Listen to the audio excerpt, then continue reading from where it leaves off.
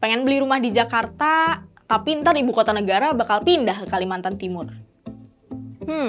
Kalau gitu, kira-kira harga properti di Jakarta bakal turun nggak ya? Dan masih untung nggak ya kalau kita beli rumah di Jakarta?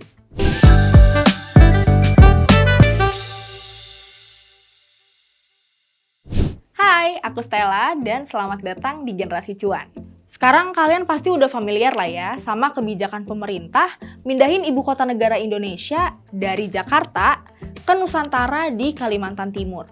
Rencananya pusat pemerintahan akan dipindah ke sana secara bertahap mulai tahun 2024. Pemindahan IKN ini disebabkan karena 6 hal.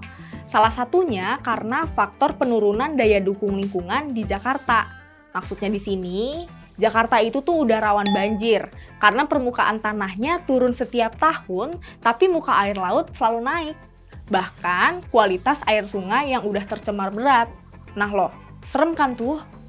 Kalau dilihat dari alasan tadi ya, bisa dibilang beli rumah di Jakarta udah banyak resikonya, terutama banjir itu tadi.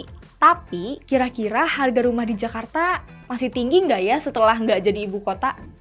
Ternyata, meskipun IKN bakal pindah dari Jakarta ke Kalimantan, hal ini nggak akan berdampak banyak pada pertumbuhan pasar properti, khususnya dari segi harga. Berdasarkan salah satu survei, sebanyak 73% responden berpendapat bahwa harga properti di Jakarta akan tetap tinggi. Jadi, bisa dibilang kawasan Jabodetabek, khususnya Jakarta, akan tetap jadi poros kegiatan bisnis dan investasi properti. Hal ini juga sejalan dengan pendapat perencana keuangan Andi Nugroho yang bilang kalau harga properti di Jakarta akan tetap stabil. Jadi, buat kalian yang mau beli rumah di Jakarta, dinilai masih menguntungkan banget kok sebagai aset properti. Kalau menurut saya tetap menguntungkan atau enggak, tetaplah ya. Karena kan ibarat kata walaupun misalnya memang IKN nanti udah benar-benar settle di sana, kan infrastruktur masih ada di sini semuanya. Ya. Pusat hiburan masih ada di Jakarta gitu kan. Iya benar. Orang-orang ya pasti tetap akan menjadi magnet bagi orang-orang yang dari daerah sekalipun untuk mereka justru ke Jakarta gitu. Dan yang di Jakarta tetap stay di Jakarta. Kalau menurut saya seperti itu. Dan itu akan bikin paling tidak harga properti, harga tanah akan tetap stabil. Gitu. Jadi nggak akan ada penurunan ya walaupun ibu kotanya pindah gitu. Ya karena fasilitasnya masih ada di sini semua. Kecuali misalnya ternyata kemudian semua mall ditutup gitu kan. Pindah ke sana semuanya. Nah, itu baru beda lagi ceritanya. Tapi kan nggak mungkin seperti itu gitu. Benar. Apalagi kan Jakarta juga pusat ekonomi ya. Betul. Ngomong-ngomong soal harga properti di Jakarta dan sekitarnya yang diprediksi nggak akan turun, artinya bagi kalian yang pengen beli rumah di sana, pastinya mesti ngumpulin uang banyak dan mempertimbangkan banyak hal. Terutama soal aspek lokasi, apalagi buat kalian yang kerjanya di Jakarta. Kalau emang mau tinggal di lokasi yang strategis, deket sama pusat kota, ya harga rumahnya pasti bakal mahal. Tapi kalau sebaliknya, pilih rumah yang jauh dari pusat kota, ya emang bakal jauh lebih murah sih. Cuma kalian butuh uang transport setiap harinya. Saran dari aku adalah sebisa mungkin pilih rumah yang lokasinya nggak jauh dari sarana transportasi umum yang udah terintegrasi satu sama lain.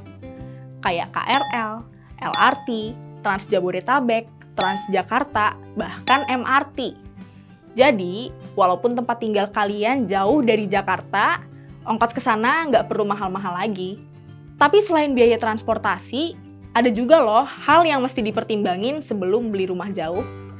Nih dengerin. Kalau tadi kita dibilang biaya transportasi itu adalah suatu hal yang paling utama yang harus dipersiapkan gitu ya. Nah, tapi selain biaya transportasi ini ada lagi nggak sih Mas yang harus dipertimbangkan? Misalnya kayak lokasi rumahnya baiknya dekat fasilitas umum atau mungkin pertimbangan-pertimbangan lain? Iya, betul. Jadi itu akan memudahkan aja sih, gitu ya. Memudahkan kita untuk mencapai tempat kerjanya. Ya makanya kan para developer itu kan biasanya bikin iklannya adalah hanya 5 menit dari pintu tol, hanya 10 menit dari pintu tol kan gitu kan. Atau kayak ada yang LRT City gitu kan.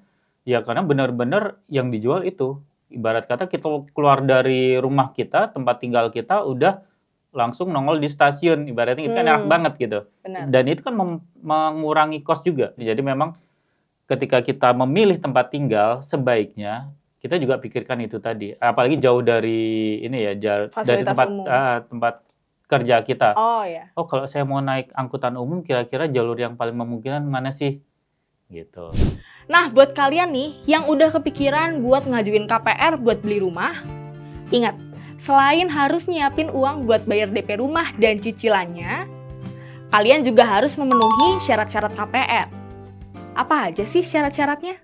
Syaratnya pasti ada dokumen-dokumen kependudukan ya yang harus dipenuhin, KTP lah gitu ya. Terus bahkan kalau udah menikah itu pasangannya juga harus dimintain KTP-nya Oh ya. gitu. Jadi KTP misalnya single ya berarti seorang diri, terus kemudian kartu keluarga, kemudian NPWP gitu ya.